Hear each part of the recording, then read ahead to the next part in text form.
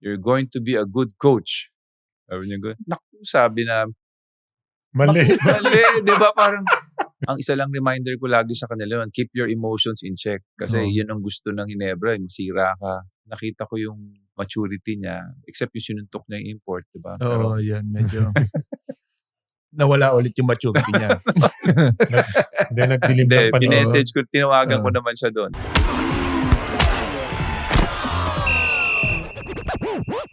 Welcome to Balyahan with GB and RDO. Kwentuhan, asaran at opinyon na may banggaan. Kasama sina GB Labrador at Rani Del De Ocampo, powered by Sports Plus. Easy lang. Okay.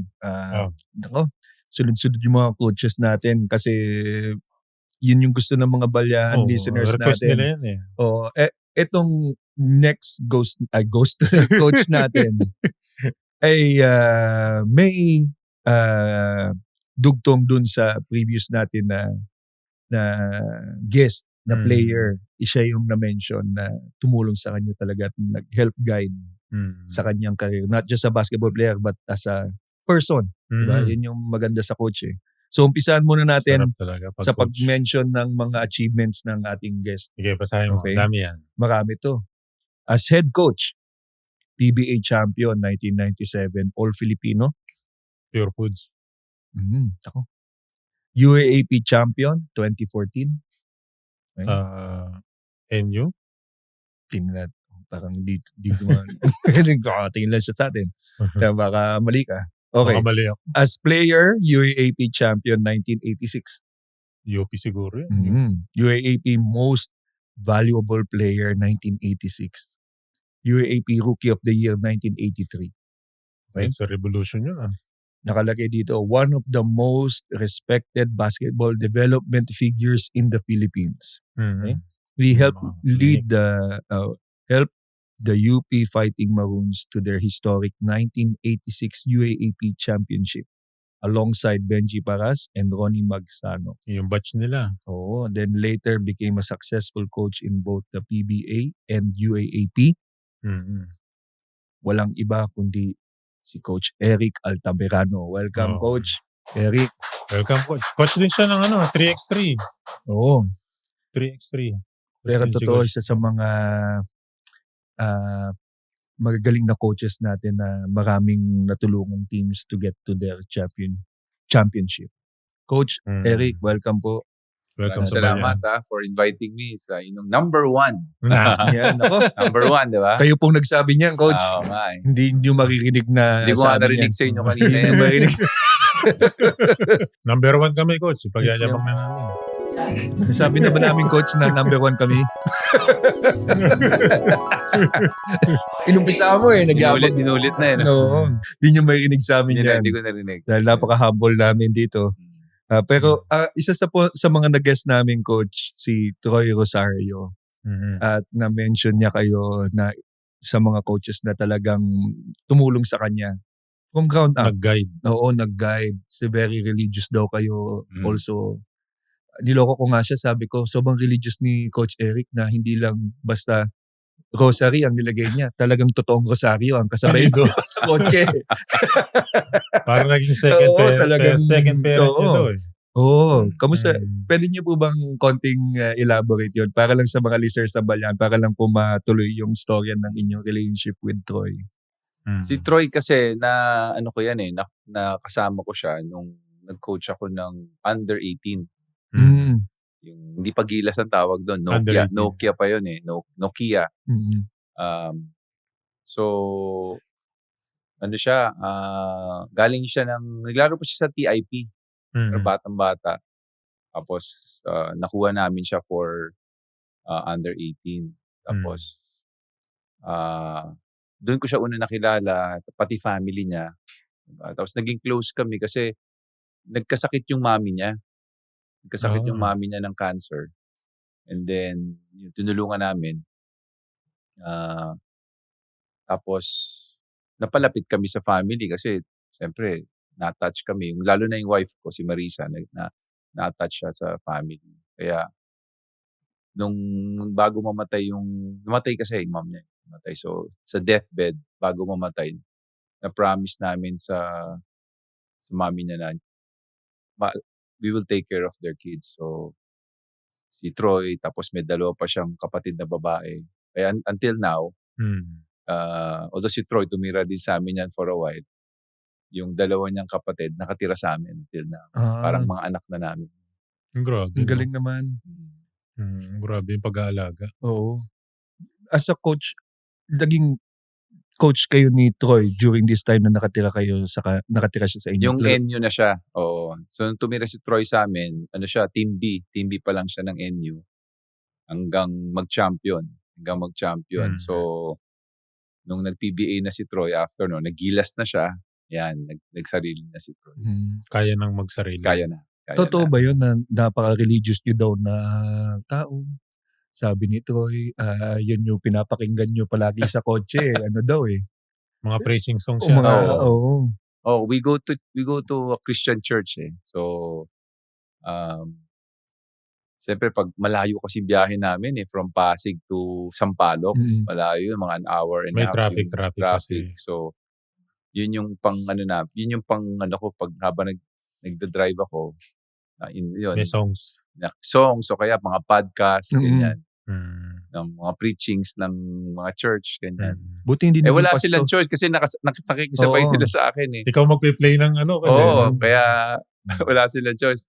Yun ang nila, yun ang sakripisyo nila kung kumbaga makikinig sila din kung ano yung pinapakinggan ko. Buti hindi naging pastor si Troy, no? Parang ganun, no? Pero napakabait na bata ni Troy. Nakita ko yung hirap ni Troy. Ang ganda ng how you yung relationship niyo with Troy is something na admire din na ako personally nung narinig ko yung usap kasi how you really help si Troy during his career. So ito namang pag-help sa UP get to their first championship. Paano naman ito nangyari, Coach? Yung naglalaro pa ako. Oo. Ayun, naman yun, talagang siguro parang faith namin yun to win kasi for the longest time, mahina yung UP. Mahina talaga kasi talino lang ang mga UP. Wala kang makuha. So kami lang yung nag-recruit sa bawat isa. Yung mga Sambeda players, Sambeda, meron nyo sila Salvatierra, sila Dwayne, sila yung nag-recruit sa amin ni Ronnie. Tapos, nung nakapasok na kami ng UP, kami naman nag-recruit kay Benji. Puro Sambeda rin. So, kaya nung nabuo yung team, nung 4th year namin ni Ronnie, 1st year ni Benji, doon nag-champion. Pero lahat yung puro Sambeda. Puro galing talaga sa Sambeda. Magkaka-teammates. Sino Coach Ato yan? Coach Ato ba ito lahat? Ang coach namin sa Sambeda. Grabe, tagal na yung nagko-coach. No? Paano nyo na-recruit si Benji nung time na yun? Kasi mahirap ba siyang i-recruit? Nung nasa San Beda kami, teammate na namin siya. Okay. Juniors. Ganun din, pa-graduate na kami ng high school, 1st year high school naman siya. Naulit lang. Oo, tapos, kaya nung alam na namin gagraduate na si Benji, yung year na gagraduate siya, pupunta kami sa San Beda. Kinakausap namin siya, kinakamusta namin siya. Benji, next year sama na tayo sa UP. Ganun lang yung recruiting. Okay. Si Ronnie, akin tulong din si Ronnie sa pag-recruit kay Benji. Tapos kinukuha rin si Benji kasi nung Lasal. Yes, for sure, pinag-aagawan. Pero nung si Coach Joe, dinala namin si Benji kay Coach Joe. Coach, si Benji. Sabi ni Coach Joe sa kanya, Benji, if you play for UP, you're going to be a good coach. Sabi niya gano'n. Naku, sabi na, mali. Di ba parang, naku, paano? Ako yung mali coach. Yung recruitment pitch ni Coach Joe ba? Sabihin ni Benji, hindi naman ako magko-coach, maglalaro ako di ba? Pero ang ibig sabihin nun, gagaling ka. Kasi ang, magiging coach ka. Yes. Sabihin, gagaling kang player, di ba? Yun yung ibig niya sabihin. So eventually, na-convince namin. And then, yung first year ni Benji, yun, kami nag-champion. Champion na. Oo. Champion agad. Yun yung, 4th year ko yun. 4th year namin ni Ronnie. Tapos, first championship ng UP after so long. Oh. Tagal. Nung time ba na yon talagang medyo kita na ng tao na kayo yung magja-champion? Hindi Hindi. talaga kasi dami namin dinaanan nun na para mag-champion kami. We had to nasa national team kami ni Ronnie noon sa Asian Games. Sa Korea kami. Iniwan namin yung team. Tapos they had to play Adamson for a important game. Kailangan manalo kami sa Adamson para magkaroon kami ng playoff with FEU. So kung natalo kami doon sa game na yon, FEU na yung papasok sa Final Four. Parang so-called Final Four. So, ang nangyari, si Benji lang ang naiwan. Kasi hindi pa siya player ng national team nun. Ng men's. Naiwan si Benji. Tapos, wala kami ni Ronnie. Pero nanalo yung team. So, pagbalik namin ni Ronnie, kinalaban namin yung FEU for a knockout game. Yun yung, historical yun. Kasi, si Ramil Cruz, teammate namin, the late Ramil, na siya he passed away na. Lamang ng 1 point yung FEU. Tapos yung time namin, uso pa yung wave . Alam mo ba yung wave? Yung pag pumaul ka, pwede mong i-wave yung free throw mo. Pwede mong bigay sa iba. Hindi, pwede mong sideline out of bounds lang. Option. Na yun. Okay. Dati ganun meron ganun. Kung ayaw mo mag-free throw. Ayaw mo mag-free throw. So, sideline ka lang ng sideline hanggang matapos yung laro. Hanggang maubos yung oras. So foul kami ng foul kasi lamang sila ng 1 point. Seconds na lang mga less than 10 seconds na lang. Until finally, nung last wave nila, naagaw ni Ramil Cruz yung bola. Naagaw niya sa may half court. Tapos, dinribble, halos mahuhulog na siya. Parang na-off ba, yung out of sa control. Biglang niya, he was able to gather himself. Tapos na-layup niya. Na-shoot, buzzer beater.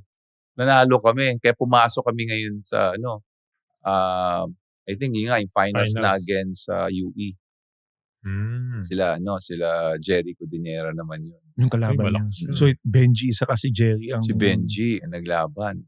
Kamusta naman yung rival na yun, Coach? How was the Benji Cudinera matchup? Talagang evenly matched sila. Although ang advantage si Jerry nun, si Jerry may scoring kasi galing NCC na si Jerry nun, naglalaro niya siya sa NCC national team nun . Si Benji, mga rebounds pa lang, mga putbacks. Wala pa siyang mga masyadong galaw. Kasi first year pa lang niya. Pero ang value niya sa amin talaga yung dinodominate niya yung ilalim, rebounds, importante yun. Nababantayan niya si Jerry, nakukontain niya. Tapos, mga block shots niya. Nakaka-block siya sa ilalim. Ilalim. So, yun yung kulang namin na UP. Kaya tawag sa amin donut So, wala kami malaki. Si Benji talaga yung missing piece namin, missing puzzle. Siya lang talaga kulang para manalo. Champion. Itong laban ba nito, game 3 games to...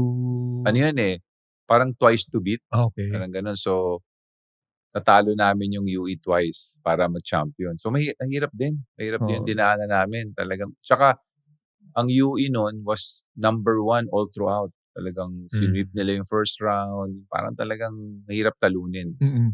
So, for us to win the championship, talagang, it had to, we had to play our perfect game. Parang ganun. Nandun pa si Coach Alan nun. Wala na. Kaka-graduate lang niya.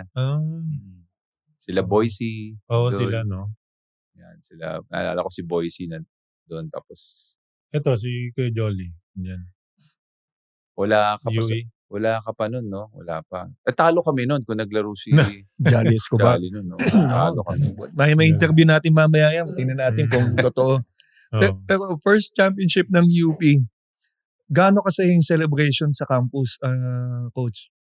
Talagang imbis na isang araw ba na bakasyon, 2 araw, gano'n? Ay, saya nun. Talagang nagkaroon kami ng bonfire, tapos yung parade, pinarade kami sa buong UP. Yun. Yan. So, wala naman tumakbo mga nakahubad, gano'n. Wala. Oblation. Oblation. Wala additional naman. Oblation run tayo today, guys. Champion. Pero, doon ko nakita talaga yung buhay na buhay yung community. Kasi no one expected UP. Yeah. Tsaka matagal din. Parang 48 years . Bago nasundan. Tagal-tagal din. So, talagang perfect perfect time for us to win a Parang championship. matagal masundan, no? Pag UP, no? Oo nga eh. Tagal Kasi din. Mga 30 umabot bago yung kila Goldwyn. Mahirap bang maging athlete sa UP at that time? Kasi syempre yung academics kailangan talaga aasikasuhin mo din yun. Hindi ka pwedeng bumaksak Mahirap, lalo na yung situation namin kasi naglalaro kami sa national team, naglalaro kami sa semi-pro. Oo.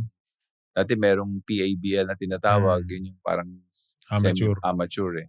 Parang MPBL ngayon, parang commercial. Tapos meron ka pang UP, 3 yung pinapractice namin sa isang araw, di ba? So talagang, pero hindi naman namin pwedeng pabayaan yung pag-aaral kasi hindi kami makakalaro. Yes. So mahirap, pero ang lagi lang namin sinasabi, kailangan may diskarte ka, abilidad ka. Sa eskwela. Oo, pipiliin mo yung professors mo na mababait sa basketball players. Oo, ganun talaga. Regaluhan. Pero pag nakita mong, galit sa mga athletes, huwag mong kukunin yan. No? Ganun. So, kaya nung nag-champion kami, yun lang ang gift sa amin ng UP na binuksan sa amin yung schedule lahat. Parang, pumili na kayo. Anong oras? Yun ang professor ninyo. Yun ang parang tuwan-tuwa kami kasi, galing, sarap nun. Flexible na. Na na-carry over sa lahat ng teams, lahat ng players. Oo, lahat ng players. Kaya ako noon, at that time, nung nag-champion, sabi ko, gusto ko nang graduate. So, nagpo-full load na ako ng subjects para makagraduate. Oo, kasi parang unahan yun yan yung pattern. Unahan ng schedule yan eh, saka teacher. Unahan. Pila yan. Dati yung time namin, madaling araw, pipila ka na. Para makuha mo yung subject na yun. Yung mabait na teacher. Oo. yan eh. Usually, puno lagi. Oo, hindi nagbabagsak to. Kailangan, pipila mo agad yun. Meron kasi mga masusungit din eh. No? Oo, yun yung iiwasan. Tapos mahigpit sa mga thesis. Di ba? May mga ganyan. Pag na-book na lahat, doon ka na mauuwi sa mga stricto. Yung second championship, were you there, Coach? Andun ako. Oo. Andun ako. Kamusta yung feeling now that you are the audience to the... Masarap ng feeling. Lalo na yung pinanood namin. Ang ganda ng pagkapanalo. Diba? Yung buzzer beater yun ni JD Kagulangan. Talagang, akala ko talo na talaga. Akala ko talo na kasi lamang ng 4 points yata yung Ateneo nun eh. Tapos nag-turn around sa 3 points? Oo, si Kagulangan din yata yun eh, banda. Tapos sinundan pa niya nung 3 points na yun. Ito yata yun, Battle of Katipunan pala. Sa MOA yata yun eh, MOA. Yan. Sa MOA ginanap yun eh. So nandiyan kayo. Nagpipigil ba kayo dyan, Coach, na lumapit sa coaching staff? Ganon?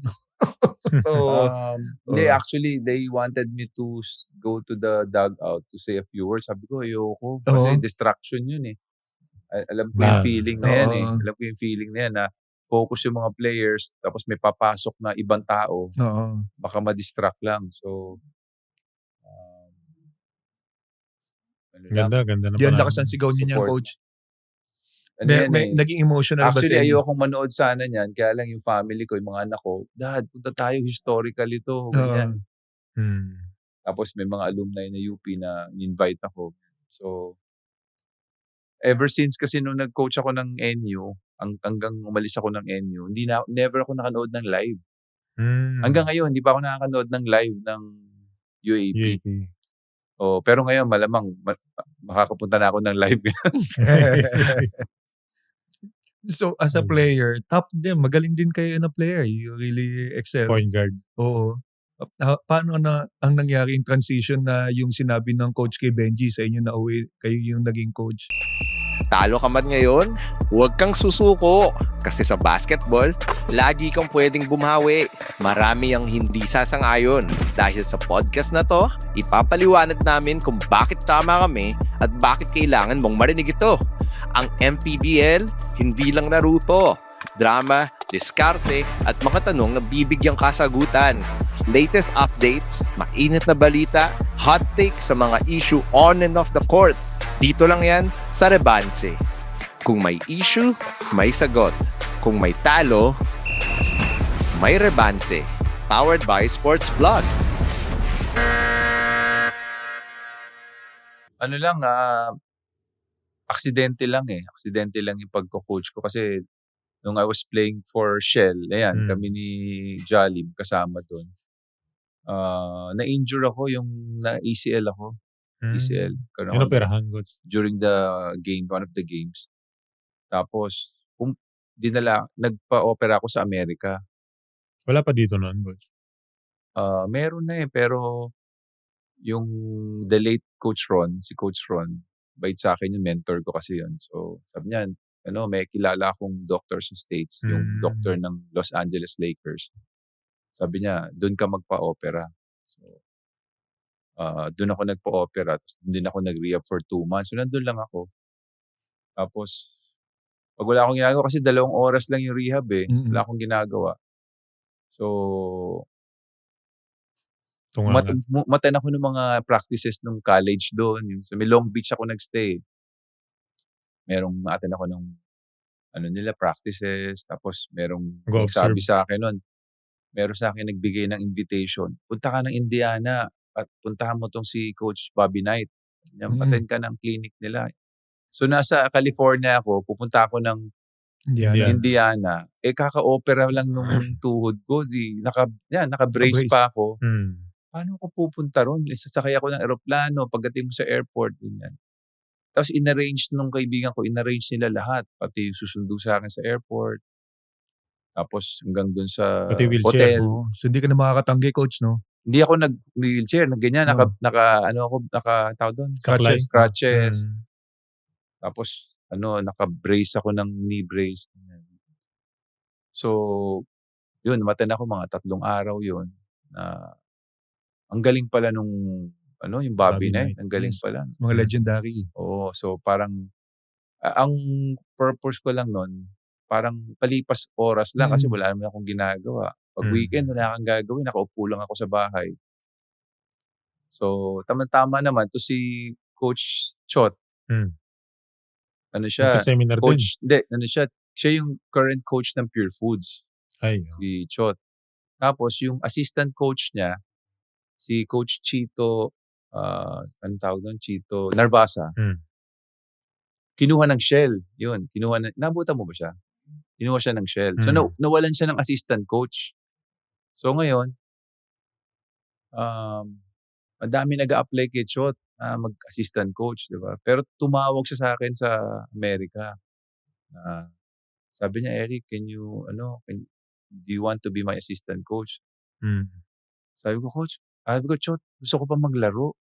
Lang ako noon, 28 years old lang ako. Bata pa. Gusto ko pa maglaro.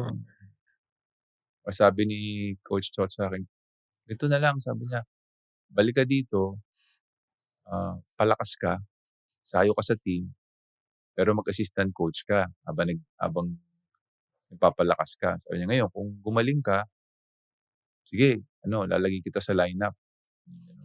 Okay Good option.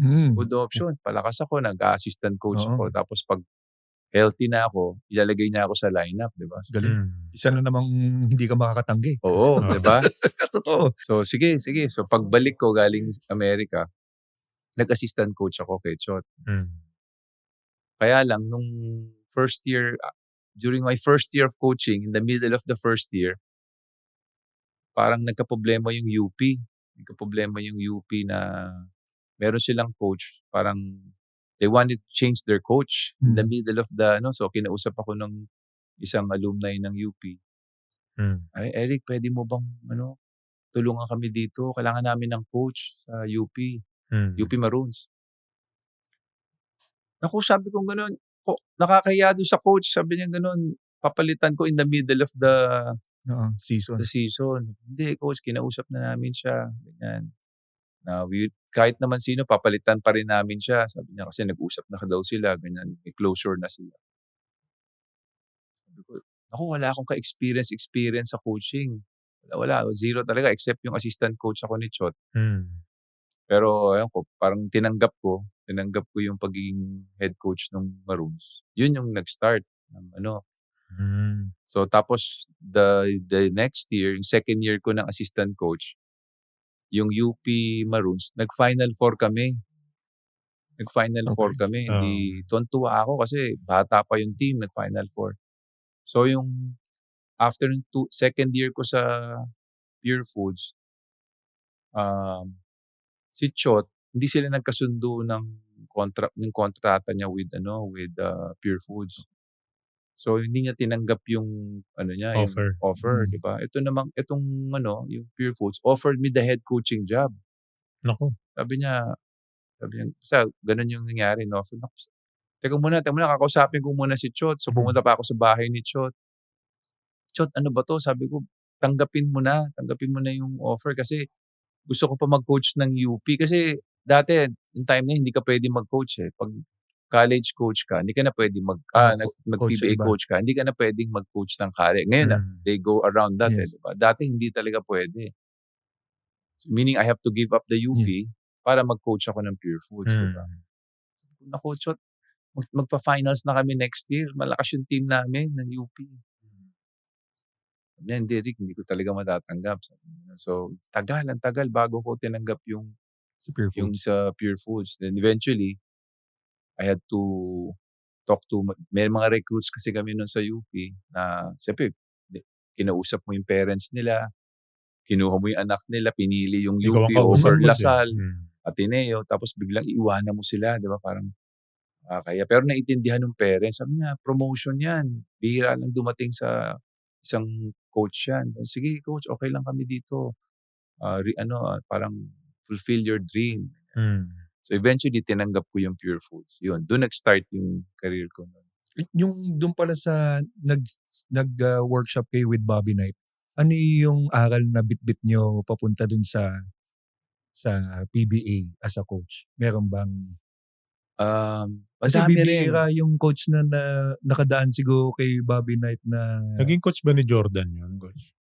Sa national team. USA. USA. Oh. Michael Jordan. Dati kasi nung time na yun, si Bobby Knight, siya yung pinaka-advanced or pinaka-very known coach eh. Dahil yung sa system niya.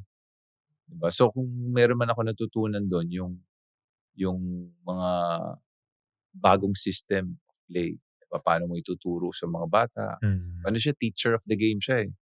So yung meron siyang system, pero how do you teach it? Paano yung proper way of teaching it? Yun. Pero marami ako natutunan kay Chot. Okay. Chot, marami ako natutunan. Saka si Chot, I'm sure alam mo yun, Raden. Siya, very giving siya. Yung bibigyan ka niya ng space to grow. Eh. Diba? Ikaw mag-run ng practice. Diba? Ganun yan eh. Diba? Siya, very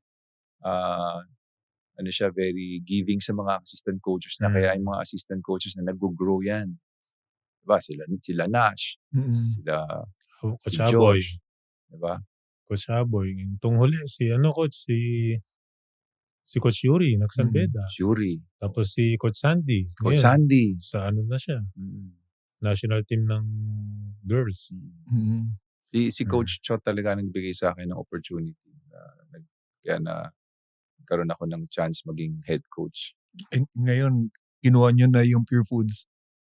Kamusta naman yung first year nyo as the coach ng Pure Foods na kayo na ang head coach? Yun talaga, pwede ko sabihin by the grace of God kasi talagang wala akong alam eh. Hindi ako masyadong, in terms of X and O's ko, konti lang alam ko. Pero ang maganda lang sa akin sa position na yun, ang mga players ko, former teammates ko.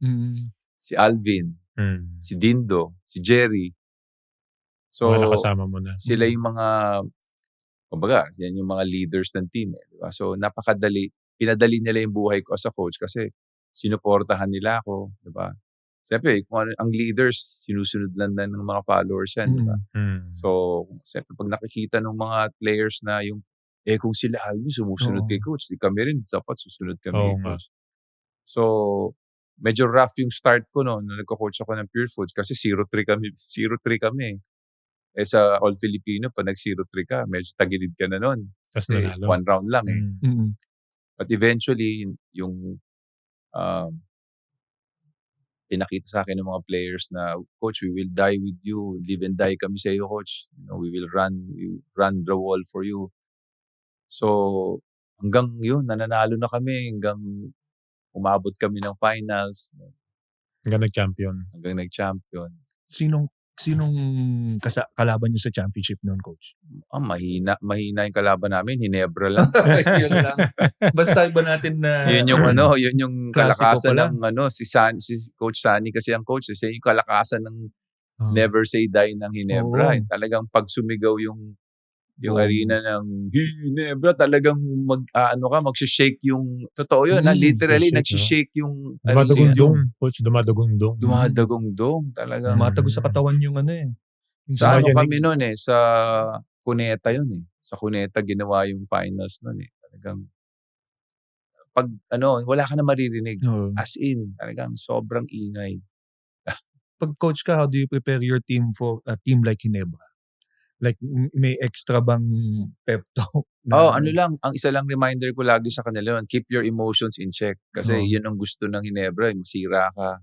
And then, kailangan i-silence mo yung crowd. Bawa, do not give them runs. Kasi pag binigyan mo ng runs ang Ginebra, Ingay. ayan na, Oo. binibigyan mo ng chance yung mga fans na to be involved. Oo. Para makaka-rattle din yung kahit ano sabihin mo. So, sabi ko, kailangan wag tayo mag-turnover, wag natin bigyan ng fast break ang Ginebra kasi pag binigyan mo sila niyan, momentum na yan. Yun na yung momentum nila. Tsaka yung mga libreng 3 points. Oo. Open Pagka dunk. sila na-shoot Vince yun. season yun, Pag time na-shoot na yun. grabe sigaw. Oo, grabe yun. Talagang Yung sina David ba yung coach, sina Marlo Aquino? Hindi. Marlo, yeah. Si CJ ko lang kung si File- Bal, nandun na. Si Vince, sila JV, si Gayoso, Locsin, Noli Locsin. Oli Locsin, Marlo, Wilmer Ong. Wilmer Ong. Tsaka yung Cheng. Ano ba yung Yan, Cheng? sila. Oo, si yan, Benny. Benny, saka Cheng. si mga Kulang alam ko nandun na si enforcer. Bal. Hindi ko maalala ko nandun na si Bal. Wala pa ba si David? Parang wala pa yata. Sinong gwardiya? Andun na ba? Harencio. Andun na, Andun tsaka na. si Harencio, coach. Pido, wala pa yata. Tandway, si Pido. Baka Tandway. First championship nyo, first time head coach. How was your day? How did you prepare for each game mo? Kaya when you wake up, do you extra prayers? Or... Kasi fresh. Alam mo, Oo. pag looking back, parang naisip ko nga paano ko nagawa yun. Kasi, ang routine namin nun, di ba, ang PBA, Wednesday, Friday, Sunday. Yes. Di ba? So, pag may Wednesday game kami, after the game, manonood na kami ng mga game, yung games, scouting. Dati, syempre, Betamax lang yun, Yes. di ba? Yung Mga VHS lang. So, sometimes mga nakaka-3 games kami papanoorin namin, 3-4 games. So matatapos kami mga 5 a.m. So imagine coming from a game, kakain lang kami, kasi matatapos ang game 10 o'clock ng gabi. Kakain lang kami niyan, tapos doon na kami sa Reyes Gym. Meron kaming opisina doon. Doon kami, manonood na kami ng game. Tapos matatapos kami mga 5 a.m. Tapos ang practice namin 9 a.m. Nakakatulog pa. So, minsan doon na kami natutulog Sa sa gym. Tapos, gising na lang ng konti. Tapos, gagawin namin yung practice. Tapos, pagkatapos ng practice, uwi na kami. Pahinga na. Pero ganoon kasi we have to prepare the team. Dahil Thursday yun Friday yung game Diba? So, Grabe puyat puya talaga nun. Pati Paano lahat yun? ng Parang coaches. di na namin kayang gawin yun. Pati yung lahat ng coaches. So, si Coach Ryan, siya yung videographer namin yun. Siya nag-i-slice Ryan ng Gregorio. So kung anong nakita namin doon sa pinapanood namin, Coach Ray, slice mo yan. So may mga topics yun So siya ngayon, mas hindi pa siya natutulog kasi matatapos kami ng 5. pa siya. I-edit niya pa yon. Pero kailangan niya i-present yun by 9 o'clock na umaga. Kailangan umabot. Kailangan maabot. Diba? Kaya, Lipat-lipat, i-record niya yung coach no? Oo, i-record. Dati hindi pa ganun ka-high-tech ang mga equipment. Siya talagang mano-mano lang. I-rewind pa yun. I-rewind pa yan, ganyan.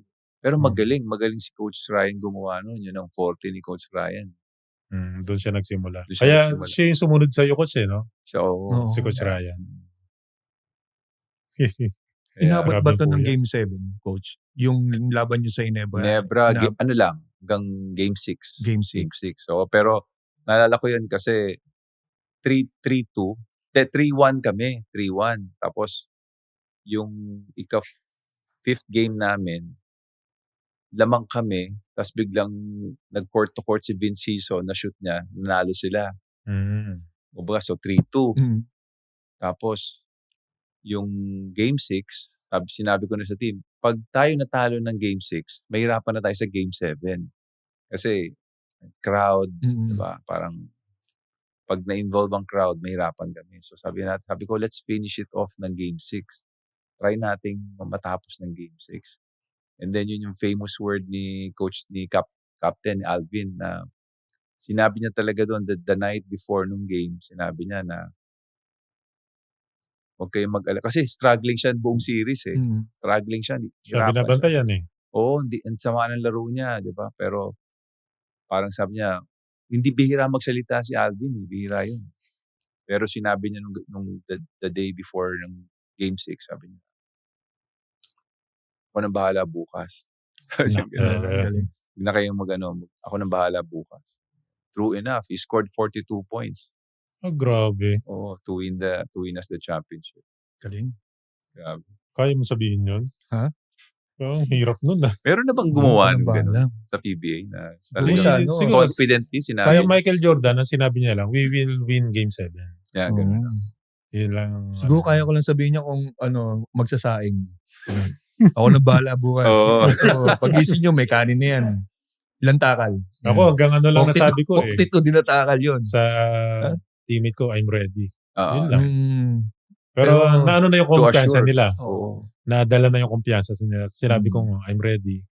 Ano na sila? Lalo silang ginanaan. Fire up na sila. What more ito, di ba? Sabi na, anong bahala bukas? Ito naman, Coach. First championship nyo as a coach. Kamusta naman yung celebration? Yung feeling. Ace of Pure Foods. Oo. Ano siya? Talagang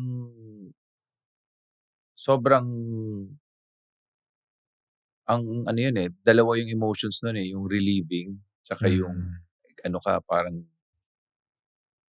can't believe feeling. Alam mo yun?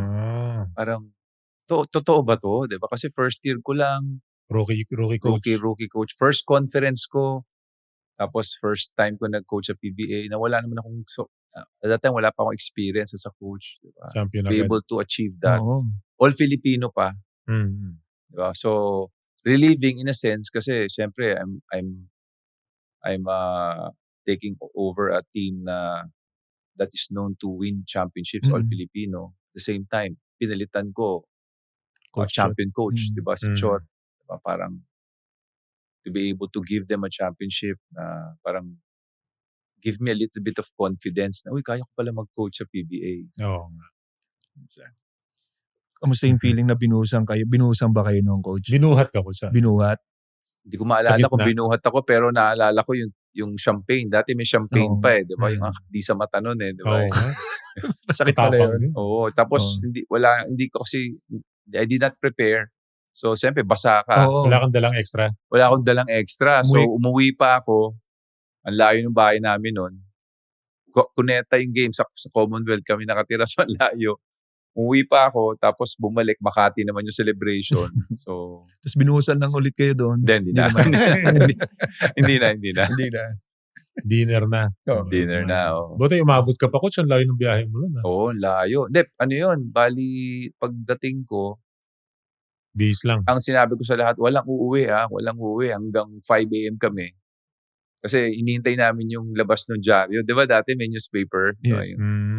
So lahat kami, nag-stay kami, coaching staff, walang umuwi. Tapos hinintay namin ilabas yung newspaper. Tapos lahat kami binasa namin yung article. Nandun yung dati ganun pa eh. Ngayon bilis na, di ba? Oo. Ngayon, instant nasa social media na. Diba? Magkamali eh. Ang dami nga fake news ngayon. May fake news ka? Ito, Coach, I'll just ask one of the questions from our interns kasi nag-research din sila about you and they want to ask based to sa career ninyo. Ano daw po ang favorite color nyo? Joke lang. Parang sa sapatos. Alam mo, they want to ask kung ano daw ang most emotional or toughest season nyo as a coach. Meron ba? It could be collegiate, could be yung PBA. Ang daming nahawakan ni Dalawa coach, eh. siguro. Dalawa yung toughest. When I say toughest kasi, yung toughest kasi natalo ka, diba? So, yun yung, ang hindi ko makalimutan, yung natalo kami ng Ginebra. Playoffs, coach. Ano yun? I was coaching Mobiline. I was coaching Mobiline. Tapos, number 1 kami. Number 8 ang Ginebra. So, ano kami, twice to beat kami. Twice to beat. Diba? We were favored to get into the finals kasi malakas yung team namin nun. Wala ka pa nun, no? Wala pa, coach. Tapos, yun yung famous na tira ni Baldavid. I don't know if you saw that. Yung from the half court, turn around banda, binanda niya sa side. Si Asi pa yata nagbabantay. Oo, si Asi. So, turn around, tapos yung ano niya, runner niya. Bumanda yun. Bumanda. Mobiline ako nung coach. Tapos, yun, talo kami, out kami. Ang sakit nung kasi yung katabi ko, Ginebra.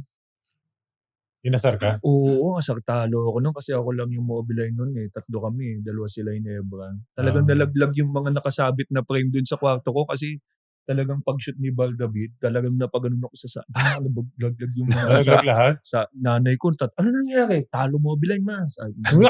Tapos, ganun din yung nanay ko. Ginebra siya? Ginebra pala siya. Hindi. Galit yung ko for some reason, ayaw ng pamilya ko sa Ginebra nun eh. So either Pure kami or anyone nakalaban ng Ginebra. Ganun kayo. Oo, sama ng lasa ng pork chop nung gabi yun.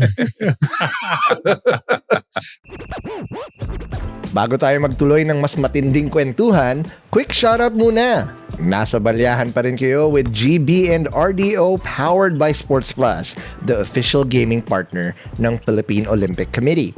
Kung nag-i-enjoy kayo, don't forget to like, comment, and subscribe para lagi kayong una sa matinding balyahan namin sa mga new episodes. Ano yung isa, coach? Yung isa, yung nagko-coach ako ng NU naman. Yung ganun din. Number 1 kami, tinalo kami ng UST. Number 4. Number 4, twice din. Twice din kami tinalo. So, yun yung hindi ko makalimutan kasi parang favorite din kami noon. Yung sa Mobiline coach, kasi syempre nakita lang namin doon yung, syempre kitang-kita yung emotions nila Asi noon. Umiyak si Asi. Kamusta, how do you talk to the team after that kind of loss sa dugout? Well, normally, ako kasi kapag after a game na ganyan, I don't really speak a lot eh. Kasi siyempre, you might say something that you will regret, diba? So normally, pinapalakpas ko na yan, then let the emotions simmer down muna, and then I talk to them the day after, o kailan kami magkikita, ganyan. So more of prayer lang, let's pray, tapos out now, wala na yung, naisip ko naman, parang useless din, sermonan mo sila. They also feel bad, they also want to win. Nobody wants to lose, diba? So, saka walang makikinig sa'yo pag ganun. Kasi lahat yun, iniisip nila yung game eh. Kahit ano sabihin mo, walang makikinig sa'yo eh. Tama naman. Ganon din yung sa UAP. Ganon din, coach. Yung UAP. Well, UAP, parang I took the blame. Sinabi ko sa kanila na, okay.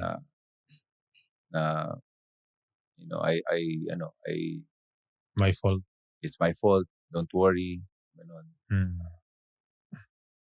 Pero very optimistic naman ako. Sabi ko na next year babawi tayo. Nangyari nga, no, coach? Oo nga eh. Nangyari naman. Champion yun. Nung sumunod na taon. Champion. Ang team nito sa UAP. UAP yun eh. NU. With Mobiline, kamusta naman yung bounce back ng team after that loss? Bali hindi kami naka-recover, and then ako nun, bumalik ako ng Pure Foods a year after nun. Bumalik ako ng Pure Foods after ng Mobiline team. Yan ba yung coach? Nagkaroon ng trade na, coach? Hindi yata, iba. Parang dati yata may trade na coach Oo nga eh. Parang parang kasama ka yata doon, coach. Hindi parang ba? hindi. Hindi ba ikaw yun? Kasi nung bumalik ako sa Pure Food, si Derek Pumaren yung coach doon. Tapos si Derek, nag-coach siya ng Tanduay. Tanduay naman siya napunta. So, hindi ko alam. Pero alam ko may nangyari yun eh. May nangyaring trade nun. Trade, coach sa coach. Oo. Oo. Nangyari Oo. yun May dati. kasamang player ko lang. Wala. Wala. Coach lang. Sabi nga ng mga ballboy namin sa Token Text, dapat may trade ng ballboy eh. Kasi Tama. paboritong coach yung ballboy. Kasi Oo. sumama. Nakakatuwa. Ngayon, nagba-viral na mga ball boy. Oo, Diba? si Eric Nanas nga. Parang nagiging di lang ball boy, muse din. O yung parang inspiration ng team. Oo. Ang dami ng sa kanya followers. Oo. Yung ibang mga ibang team, meron na rin. Sa mga Meron na rin, nagpapatawa, Oo. minsan kinukuhanan lang yung mga... Di naman nape-pressure yung mga ball boy. Patawa nga pa si Eric. Ganun. Sir, ball boy na ako. Naman na ganyan, sir. Iba, nadagdagan na yung trabaho. Dagdagan yung trabaho. O, tumbling ka muna dyan. Pero nakakatuwa talaga si Eric. Oo. Eric Nanas talaga. Mabait din talaga siyang tao. So, basa din tayo ng isa pang question from our interns. Sige. Kasi maganda din sa Balyahan, marami namin interns. And most of them are female students of communication, Galing. ganyan. And then also basketball fans. So, isang question nila is, how do you adjust your coaching style from men's to women's basketball? Oh, ang ganda ng question. Nag-women si coach. Ay, actually, ako po talaga Ayun, yun pala eh. Hindi. From our interns. Ibang approach yan. Iba yung approach. Iba talaga. Diba? Pero I like women's basketball. Kasi prior to this, di ba, nag-3x3 coach ako ng women's sa National sa Gilas. So, parang mas madali turuan ng mga babae. Hindi matitigas ang ulo. Saka very, sila, bookish. Very receptive sila. Tapos, they follow to the letter. Kung ano yung tuturo mo sa kanila, they will follow. Ang galing. Galing, Of course, siyempre, you have to adjust in terms of yung skill level. Kasi, pag malalaki, mas malakas. Tapos, yung speed, mas mabilis. Tapos, so ngayon, i-adapt mo ngayon. Ano yung pwede mong ituro sa kanila na can be an advantage sa kanila in terms of sa skills ng mga babae. To their physique, yung build. Kumbaga. So, of course, kailangan mag-adjust ka sa mga moods ng mga babae. Siyempre, merong mga di ba? May mga hormonal, may mga period yan, ganyan. So, you have to, tsaka yung injuries. Talaga, yun ang isang, ko ngayon, na-realize ko na injury prone mga babae. Kailangan, you really have to prepare them physically. Yung sa body changes din kasi yung hormonal. Pag yung may menstruation din, minsan nag-lack of iron, gano'n. Pwede, dehydrated. Pinag-aakalan ko din yan kasi minsan pag mainit ulon yung misis ko. Paano? Pinag-aakalan ko yung menstruation. Okay, ibig sabihin lalayo lang pala ako. Ako lang pala. Iwan lang ako ng pang-Shopee dyan. Tapos alis na ako. Shopee ka lang muna. Oo nga pala. Pero something na I'm sure very hard for as a coach to handle. Kasi may hormonal change. Pero sa attitude problem ng player coach, how do you handle attitude problem? Whether women's or men's or basta sa athlete, gano'n. Kailangan treat them like your sons or daughters, diba, na kailangan ipakita mo sa kanila anong mali nila. Sometimes, kulang lang ng direction, kulang ng guidance. Pero pag pinakita mo sa kanila, tinuro mo paano yung dapat nilang gawin, susundan naman nila. Basta lang, bigyan mo lang sila ng boundaries. Sometimes, siyempre, yung mga yan, lumaki yan sa mga pamilya nila na hindi sila binigyan ng boundaries. When I say boundaries, ano yung bawal? Ano yung, hanggang saan sila pwede? Diba? Pero pag binigyan mo sila ng guidance, susunod naman sila eh. Susunod sila. So, alam na nila kung ano yung hindi pwede, ano yung pwede. Diba? So, of course, may mga may mga pasaway talaga. Yan, si Glenn, isa na yan. Talagang Glenn ko ba? Okay, Glenn, shout out sa'yo. Talagang big challenge sa akin yan. Pero, sobrang tuwa ako sa kanya, sa transformation niya. Kaya nga, pinagmamalaki ko sa family ko dahil meron ako napanood na game si Glenn. Yung siya pa umawat kay sino ba yung kay Eram ba yun? Diba? Yung kay Poy, na kikipag-away si Poy, tapos siya pa yung nakikiawat. Inaway siya ni Poy. Diba? Pero hindi niya nilabanan. Hindi niya nilabanan. So sabi ko, proud ako kay Glenn dahil, hindi yan yung Glenn na nakita ko nung una na start sa akin sa So, nakita ko yung maturity niya, except yung sinuntok niya yung import, di ba? Oo, yan. Medyo nawala ulit yung maturity niya. Hindi, nagdilim Hindi, lang pa binessage ko, tinawagan ko naman siya doon. So, ano naman siya. Galing. So you Bigla do naman. keep in touch with your former Oo, players. pinapanood ko talaga sila. Pag meron ako nakitang hindi nila ginagawang message ko. Tatakot na ba kagad sila? Siguro mo namang natatakot na sila. Kung may ginawa sila. Ayun na, Coach Alter. Ano sinabi sa inyo ni Glenn when you message him or talk to him about yung sa incident? Ano lang siya, apologize lang siya, nabigla o nadala ng Oo. Pero ano naman siya, inaamin naman niya eh. So, pero may mga games siya na ibang players pag nakita ko. Kasi minsan, nanonood ako ng games nila. Pag nakikita ko yung body language nila, nilabas ng coach. Diba? Dadabog, kaya masama. May message ko na yan. Sabi ko, nakita ka ba't ka nagdadabog nung nilabas ka ng coach mo? Ganyan, sabi ko, ganyan. Sorry coach, sorry. Ano lang kasi, frustrated ako, gusto ko pa maglaro. Alam mo yung mga gano'n. Sabi ko, wag ganyan. Don't show that. Don't show that to your coach. Ang galing. Kasi So, yung guidance never stops. Yung, Oo. how important is your faith sa ginagawa mo, Coach? Kasi nasasabi nila na sobrang religious mo eh. Like, how does faith play in your world as a coach? Ganyan. Malaki talaga. Kasi, parang, ang una kong laging tanong kay God when I pray, yung bakit mo ako nilalagay dito? Ano yung purpose ko? Diba? So, ganun din, when I took over NU, bakit parang people were asking, bakit ka pupunta dyan? Talunan yan, diba? Pero very clear talaga na yung time niya, talagang I heard it from God na, you will be the head and not the tail. So talagang, talaga sabi ko.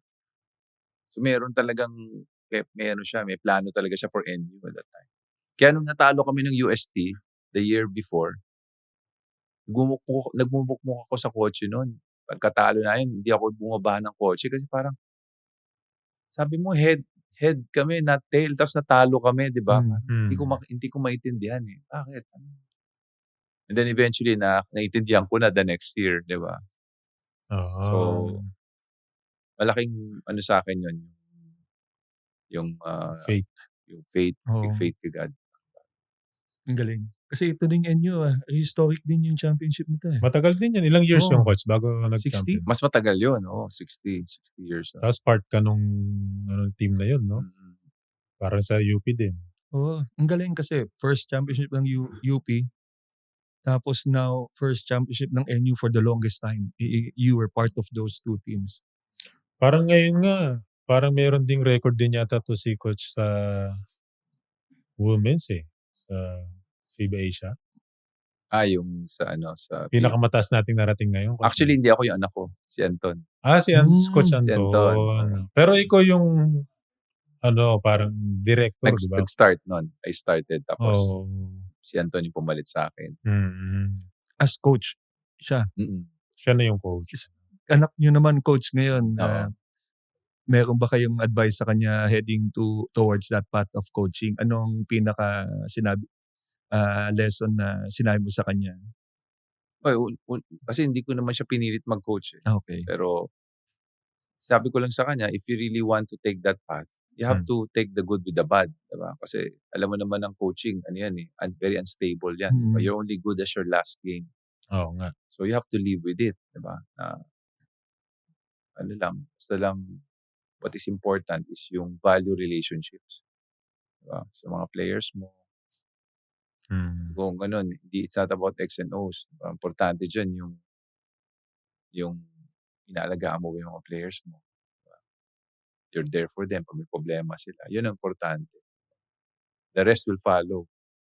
Galing. Ngayon, si Coach Anton, nakarating na siya sa top sa Asia. Pangilan tayo? Kaya sila. Nag-runner up sila sa FIBA Asia. Tapos naka-ano sila sa World Cup ngayon for the first time. Qualified tayo sa World Cup. First time. Ganda na. Tsaka sobrang love nila sila mag-ama. Sobrang love nila yung 3x3 Kasi, di ba coach, nagkasama tayo sa 3x3. Talagang very passionate sila sa 3x3 nila Coach Anton. What is it with 3x3, coach, na gusto niyo siya or talagang nakafocus kayo dyan? Kasi, that's one area, one space na nakita ko na Philippines can actually excel.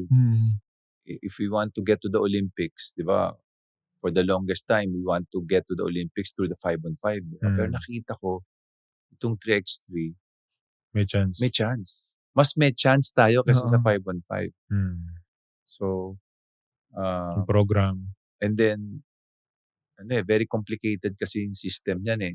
Kailangan naiintindihan mo talaga how to get there, yung road towards the Olympics. So, medyo complicated siya. So, talagang for you to be able to achieve that, kailangan naka-immerse ka talaga, maintindihan mo yung ins and outs, ano yung kung magagawa mo yung plano. Iba hindi siya katulad ng 5-on-5 na results-oriented. Kailangan mag-champion ka para ito hindi. Meron siyang Games. rankings eh. May point system So para games games. You have Galing. to pipiliin mo yung mga sasalihan mo na makaka-garner ka ng more points. Parang gano'n. So, ibang klaseng strategizing Oo, kumbaga. iba. Yung Pero- iba nga coach sinasabi parang ibang event na yan eh. Iba. Parang na siya kasi iba yung rules. Still basketball pero Basketball. Pero iba siya sa yung usual. isipin mo, shoot ka within 12 seconds. Tapos yung fouls, kailangan magamit mo ng maayos yung foul mo.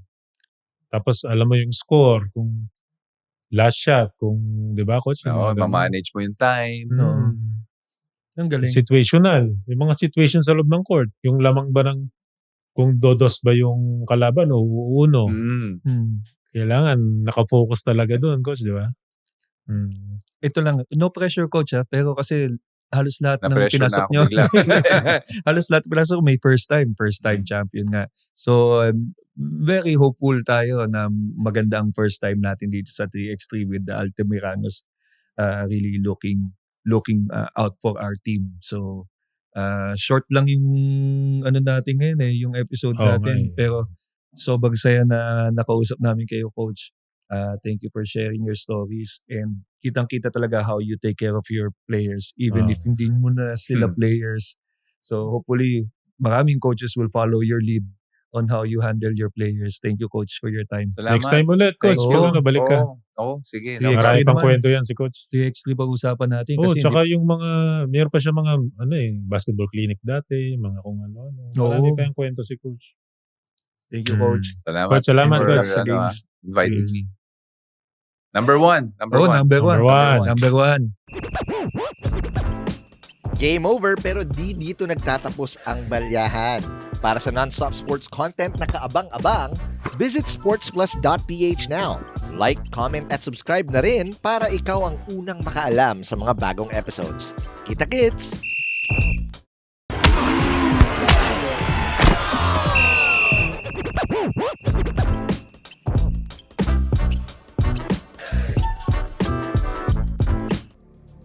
The views and opinions expressed by the hosts and guests are their own and do not necessarily reflect those of the platform. This podcast may contain mature themes and discussions. For full content and updates, visit sportsplus.ph. Gambling can be addictive. Know when to stop. For 21 years old and above only.